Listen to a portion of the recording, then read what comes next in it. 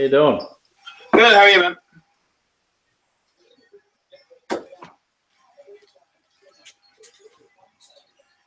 Let's see here.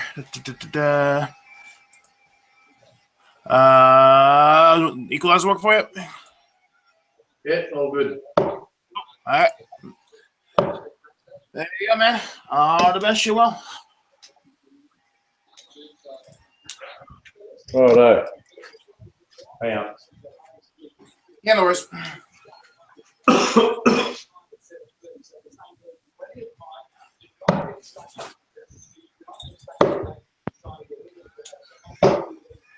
$41.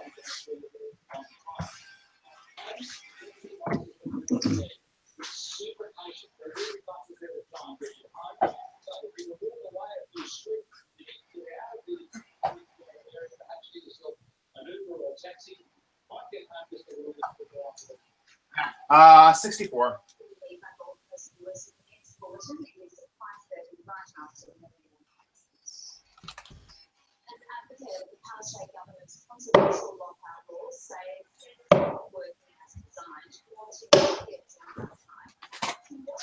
$43.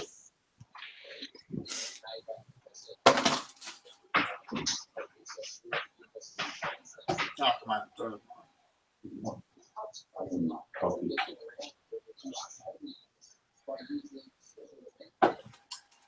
51.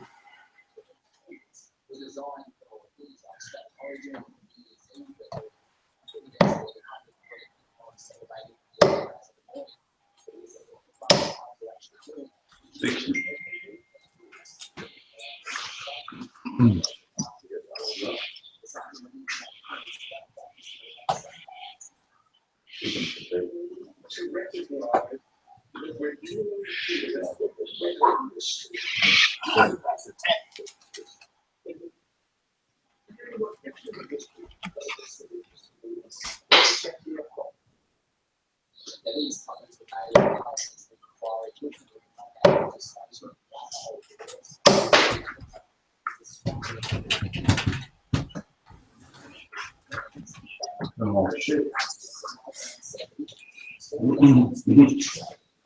Should be on now.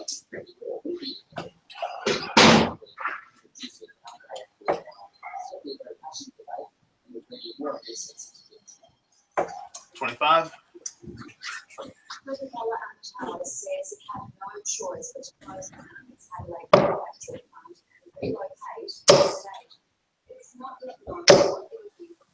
One on. There you go. Good job.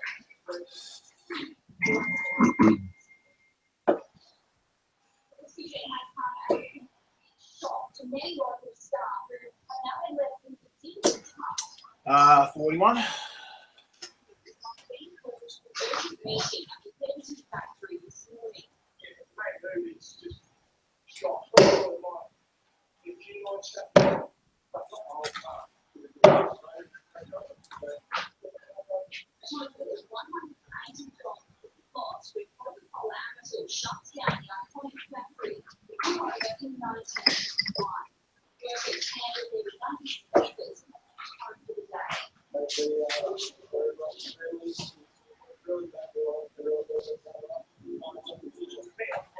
Twice.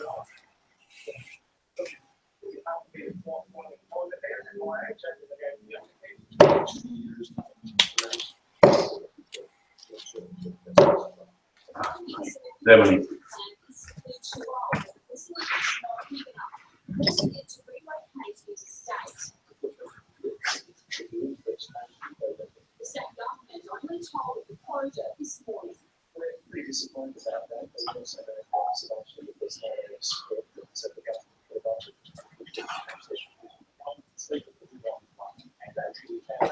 Oh my God.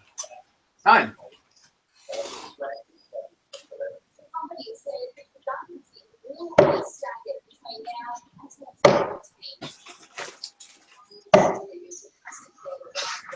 $29.34.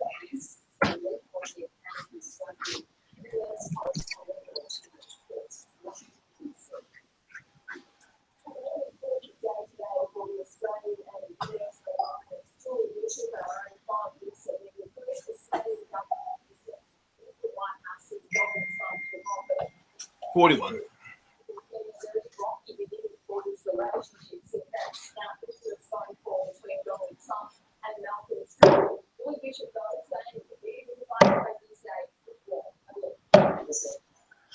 $40. Not good.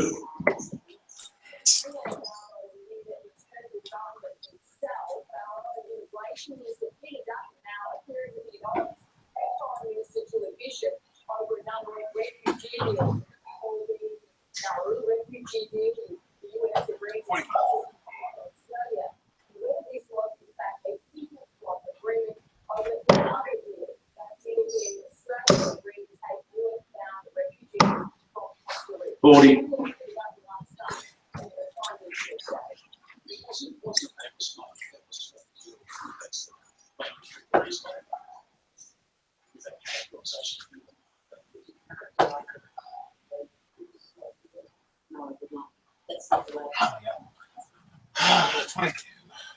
Jesus.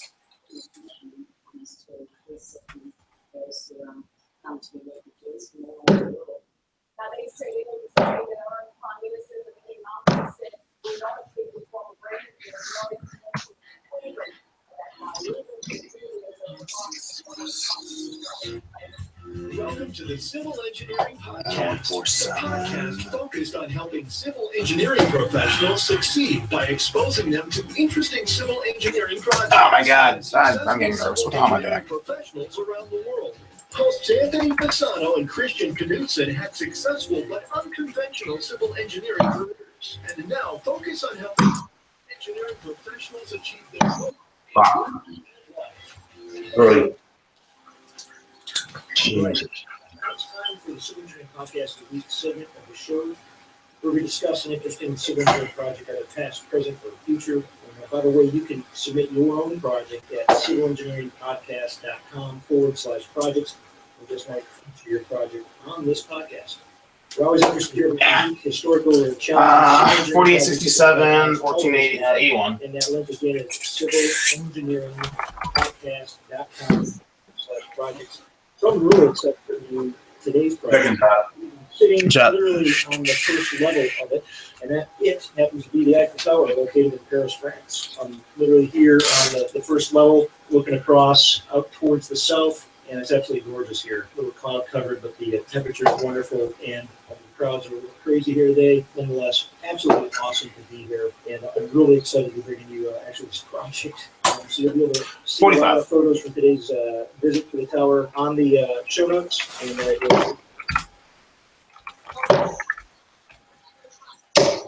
God's sake.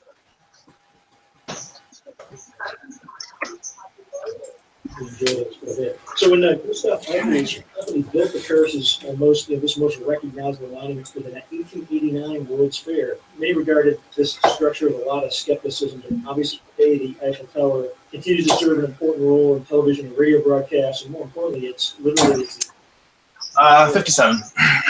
Things of Paris, they immediately think of the Eiffel Tower, and that's what it all was. Awesome. So the tower is about 124 meters, or 1,003 feet tall, which is about the same height as an 81-story building. And in fact, when it was completed, the Eiffel Tower was the tallest structure in the world, a distinction that it held until the Chrysler Building was completed in 1930. At its base, which is 125 meters on a side, and the base of the pillars align with the 4 points of the compass, and we made the access, climb the stairs through the south access, and then you actually, when you leave, you go out the north access, north pillar. So pretty awesome. The final design called for more than 18,000 pieces of puddle iron, which is a type of wrought iron used in construction, and about 2.5 million rivets. And you're able to see a bunch of those in the photos that are on the show notes here. So when this project was constructed, the total cost of materials and the construction itself was about $8 million francs, or about $1.5 million. That's about $36 million in 2015 dollars. But really, there's no way that it could possibly be built for that amount of money in today. It took about 2 years to build it, and just alone the labor costs would probably swallow up almost all of it. And with the capacity, had the potential when it was initially built to have about 10,000 free-paying visitors in the tower at any one time. And the costs were recovered in the first year the tower was being open to the public, which meant that Gustav Eiffel became a pretty rich man as a result. Oh my God! Really? So the tower was completed on the 31st of March, 1889. It was constructed in about 2 years, a little over 2 years, which is pretty much a technical and architectural achievement. About 21 months, the tower was delivered on time. If you've ever been involved with a building under construction, I think typical schedules for a building are about 24 months from site prep to final commissioning today, and that's for something that's not even remotely as complex as this tower. So one of the interesting challenges that Eiffel had in building the Eiffel Tower, it has to be painted. It has to be painted by hand every 6 or 7 years, protected from corrosion. Process it takes about 60 tons of paint. 54.74. And it's done by a cadre of 25 painters who are pretty much unafraid of heights and possess some pretty acrobatic ability. Unfortunately, Saturday, and I don't see anything in action. But, looking up towards the top of this tower, just thinking about the fact that they'd be doing this. And you'll see some photos from the first level where we're standing out on the glass. It's and that's just the first level. It's pretty far down. And some other pretty interesting facts. It was built for the 1889 Paris Exposition, and it wasn't intended to be permanent. They planned to demolish the thing. It was going to be demolished again in 1909, but was saved because it was repurposed as a giant radio antenna. You have to take 65 steps to get all the way to the top. We made it just for the first level, and that's probably it for us today. We visit one day and hit the other by making reservations. About 500 employees are responsible for daily operations, and on average, about 7 million people visit the tower annually. Most of them look like, quite frankly, they're here today, and I think I got some photos of those as well. So they can benefit to society. When the tower opened in 1889 as the grand entrance to the Exposition Universelle, the World's Fair that commemorated the 100th anniversary of the French Revolution, the Eiffel Tower has attracted since then 28.39. to marvel at this unique engineering and design and engineering. In terms of paid business, the ranks #1 in the world. So this first cylindering project brought to you from Europe. We've gone international here in the Cylindering Podcast. I'm actually now based in Stuttgart, Germany, and look forward to bringing you more Cylindering projects from this side of the pond, either in person or brought to you from my office. I'll be bringing those to you. Wow. So let's with that wrap up today's Cylindering project, and we're going to move into the main segment of the show.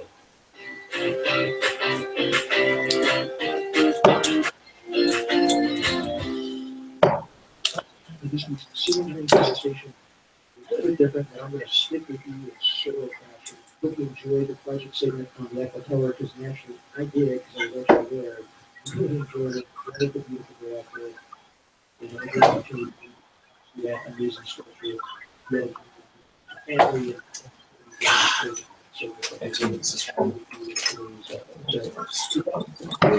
Project, so we can see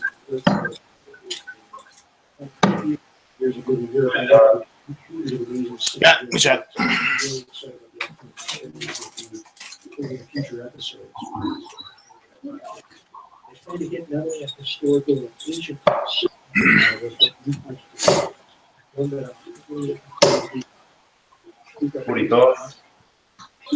One, which is a major reconstruction of the train station for the Hauptbahnhof in Stuttgart, but more on that project in a future episode, because today's episode really going to discuss about this work, not only because we really have power that we 58. So you're justified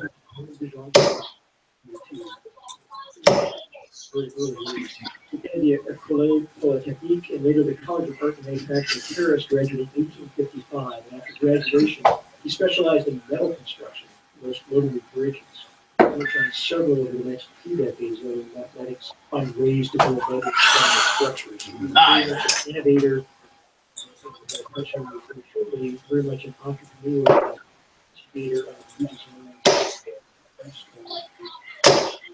Eiffel's first project came just a few years after he graduated. He oversaw the building of an iron bridge at Bordeaux, France, and by 1866, only almost a decade later, Eiffel set up his own company. So he graduates from college, gets involved in his engineering profession, and 79. decade has now set up his own company because he's determined and figured out that there's an opportunity to go out there, be innovative, but by the time he designed the Arched Gallery of Machines for the Paris exhibition of 1867, his reputation was solidified. And in 1876, he designed one of the few very, very iconic bridges that really tied to Eiffel, that being the 525-foot steel arch Ponte Maria Pia Bridge on the Royal River in the port of Portugal, which was complete the following year. So he built this in 1876. Wow, 26. Decades after that school, and working through those same designs, another 20 years later, he built around 130 the viaduct of the lake, which was suspended 400 feet above the surface of the water, which was the highest point for years after construction, and also served a lot in design and the construction of the tower. So he borrowed from the Gilroy Viaduct with his the design for the Eiffel Tower. As his career advanced, Eiffel moved away from bridge work, and for example, in 1879, when he created a dome for the astronomical observatory. Ah, you little bitch. 22. No structure because the dome actually moved. And that same year, when the Statue of Liberty's initial internal engineer, Dean Varley, typically died, Eiffel was brought in as a new engineer. He created a new support system for the statue that would rely on a skeletal structure instead of weight to support the copper skin. And he and his team built the statue from the ground up, and they dismantled it, put it on a boat, and shipped it across the line. 38. Thankfully, we had the opportunity to do that structure as well.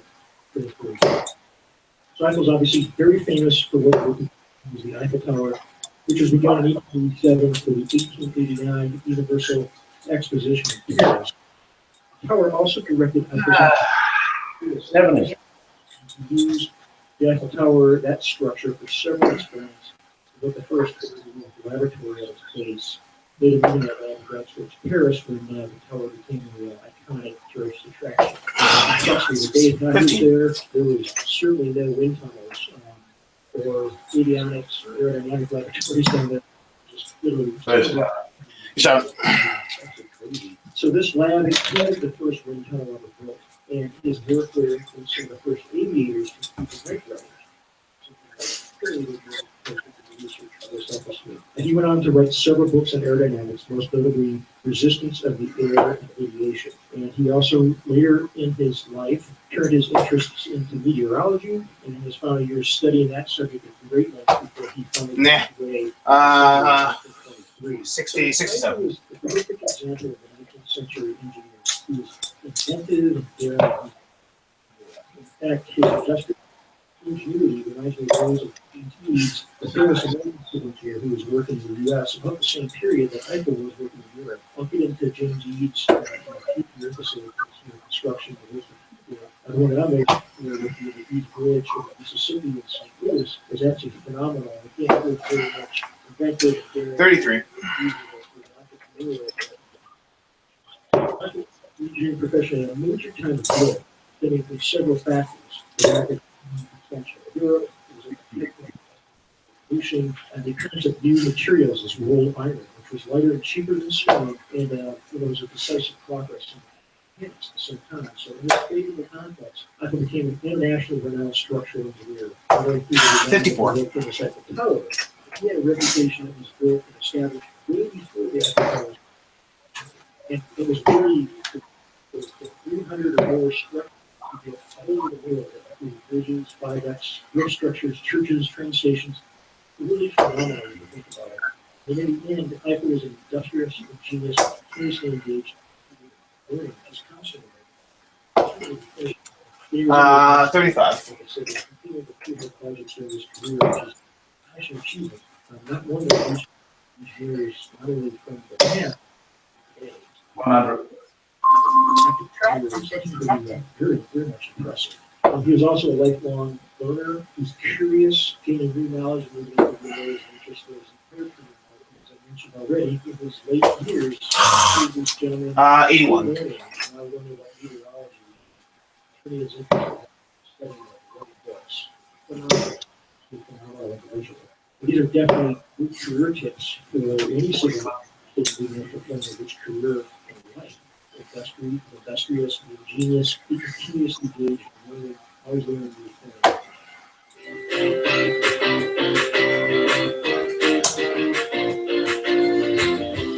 And that, my fellow secretary, You little bastard. 55. closed. And although I'm flying solo on this episode, I'm not going to go away without answering questions. Other ways to see special 70. ritual, lunchtime ritual, things that I do consistently successful.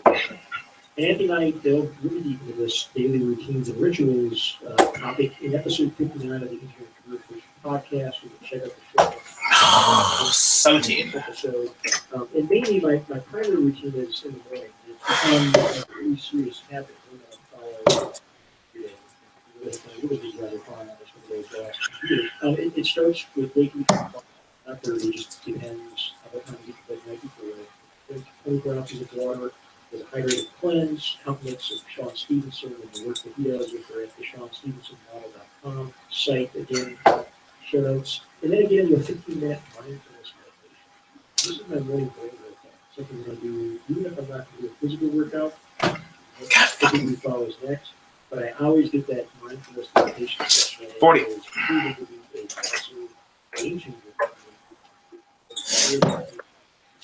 Challenging. Third up. Shut. If I do a physical workout, it's come after the meditation session. It's going to vary from what I do, how I do it, how long. It really depends on what I travel. It's 95. So if it is the middle of the week and at home, we're talking high intensity interval training on a speed bike, with body weight only exercises or heavy weights. Again, it consistently changes. 29. Yeah. So that's it. So we really drink water, meditate, move, get to it. Ready to that simple day. Routine is Heidi. So if you want more, to go into more detail on the rituals and the processes that Anthony and I use, not only in the morning and evening, go check out episode 59 of the podcast. We found that 38. each of us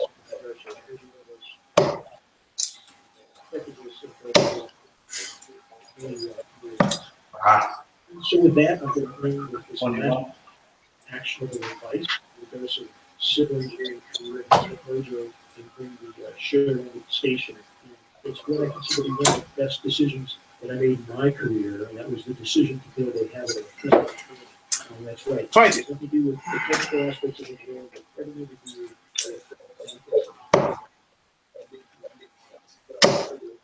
and I think high school or college is really my passion. That's where 40. music performance or whatever music, but it became extremely interested in weightlifting and running as a means to stay in top shape throughout my military career. I learned that multi-focus discipline that came from both of those activities. And driving through the machines, 35. workout routines, even though I didn't want to get myself off the rack of the room, gym, stuff, but I'm convinced that without having this physical training, already wouldn't have been capable of those challenges that I experienced. It was also sharp, and I just would have probably been generally less healthy. 33. So I'm very, very happy that I made the decision very early in my career, early in my life, to get into this habit of almost daily workout. And I always tell people that, if you're traveling somewhere, it doesn't take up a lot of room to put their running shoes in your suitcase. 57. Membership is well out of the rack. First up. Hey, Simon. Hey, thanks for the game. Appreciate it. What's Thanks, good on that, but yeah, Sure. not my best. Happens though. All good. Yep. Take care, man. See ya. Done your game, mate. Yep. Thanks, buddy.